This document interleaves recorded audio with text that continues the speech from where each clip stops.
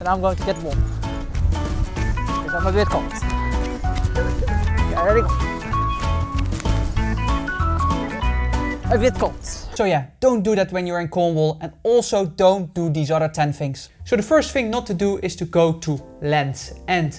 Avoid that place because it's just a tourist traps. It has attractions that you see anywhere else in the world, and you pay way too much to get yourself taken on a picture with those lamppost signs. Instead, just walk down the coastal path and enjoy the many beautiful natural spots that Cornwall has to offer. Secondly, do not forget to take coins to Cornwall, because most of the time parking is still done by paying by coins. And don't think that you can avoid paying parking fees, because even though you can't pay by card, at least the car parks are modernized, there are cameras everywhere, and if you don't pay, they will still track you by camera and will still send you a fine later on.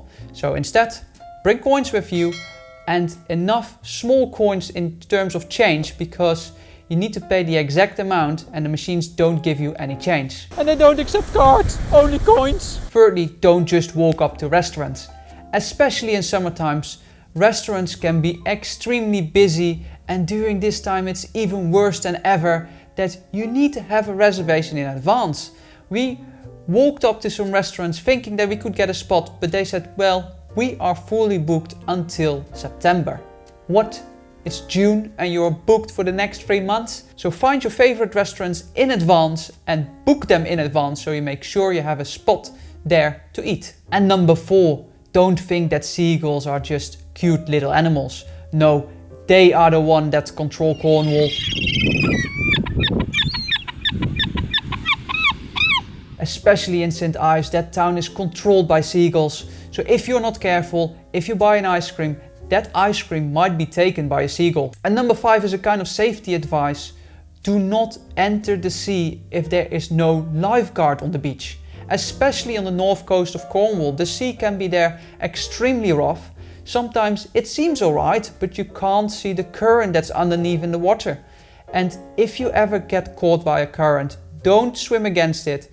Let yourself flow with the water till the current is not that strong anymore, and then swim back to the beach. And number 6 on the list, don't think driving will be a breeze.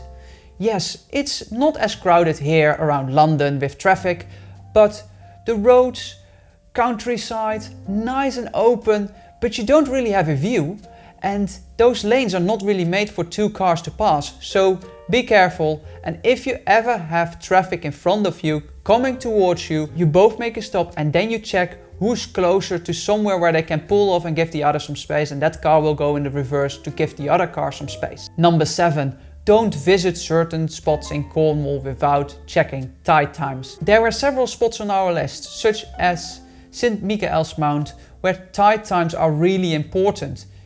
Low tide, you are able to walk to the castle. High tide, you are not able to walk there, but it gives you a different view about the location, so it might be worth to visit that place twice. And also the shipwreck that we visited. Low tide, perfect place to visit, you can walk up to the shipwreck, but when we were standing there, the high tide was coming in and more water was getting close to the shipwreck. So what would have happened with high tide? Probably most of the part would have been covered, and maybe you could have not even visited that shipwreck up close as you wanted to take some beautiful shots. Point number 8 is a controversial one. It's about when you have cream tea. In Cornwall, it's a don't that you put your jam on top of the clotted cream. No, you put your jam on the scone and then you put the cream on top. But hey, they might disagree in Devon, and yeah, there's still some old arguments between those places if cream should be on top of jam or you shouldn't put cream on top of jam. And number 9, don't forget your rain clothes.